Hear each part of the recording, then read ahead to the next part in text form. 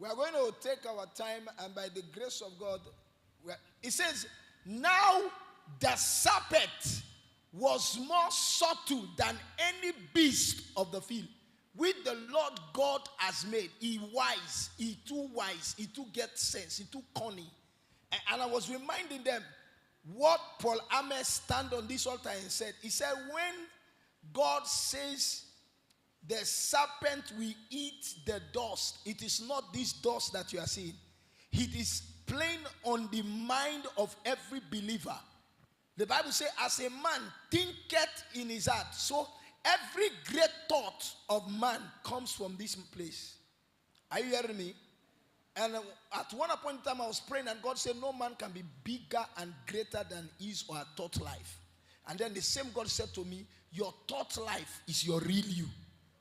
As I'm speaking here, some people's mind are here. Some people are thinking when I go home, the next work to be done. But some people says, I want to hear what this man is saying so that my mind can be made up. True or false? Are we together? I am not the teacher. Chima, bring it back. I trust God that we will handle it. And every beast of the field that the Lord God has made, and he said unto the woman has the authority not to reply what he said, but the woman gave attention to the devil. You see, sometimes when the devil comes to tempt us, he comes, and then when we give heed, he moves. You know, conversation starts. Hello, Mommy Comfort. Mommy Comfort will reply, how are you, Pastor? Conversation started. And that's what took place in the place of God. We are going to dominion overhaul. That was the topic today. When I saw it, God began to take my mind back. And I said, God, where did we miss it? That we are coming back now to have dominion again. So the conversation started. Look at it. It says, yea, has God said, ye shall not eat of the tree of the garden. He started by saying, what did God tell you?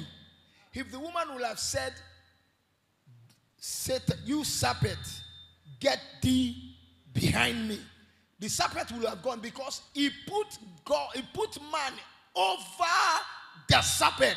He would have said, what are you saying? Leave this place. I don't need this conversation from you. It happened when Jesus fasted for 40 days and 40 nights. And he was coming down from the wilderness full of power, full of grace, full of everything. The devil wanted to steal what he was coming out with.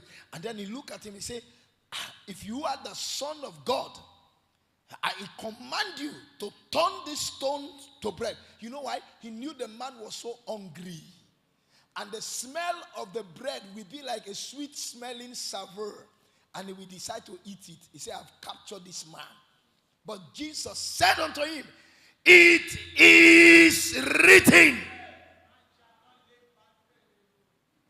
If the woman will have said to the serpent, God has said unto us that we will take charge of everything, but not the tree of life and death. The serpent will have gone. Go to number verse 2.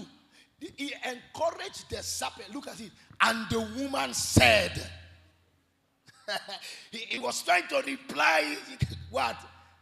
He was trying to reply the serpent.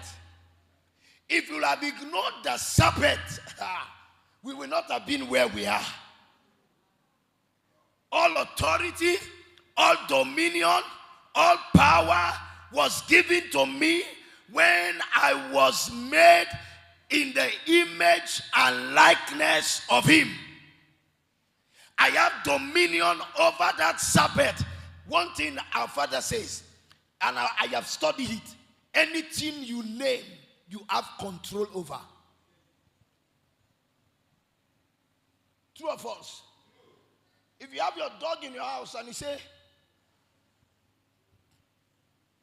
John, the dog begins to shake his tail. Anytime you call him John, you say, if John wants to misbehave, and then you come, John, sit down. What will he do? You are the one that gave him name. Adam took his time to name everything that was in the earth. So if I take my time to name you, are you going to tempt me? The woman. And the woman said unto the serpent, we may eat. That, from that same the place is what he's supposed to say there. Serpent, can you go back to where you're supposed to be and go back there? The serpent will have turned because God has put him in charge.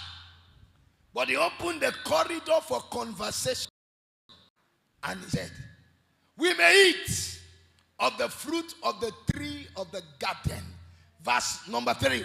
And see, but of the fruit of tree which is in the midst of the garden, God has said, ye shall not eat of it, neither shall ye touch it, lest ye die. Verse 4. And the serpent said, what is going on? Are you following the story? From one, you see, from one talk brings another talk.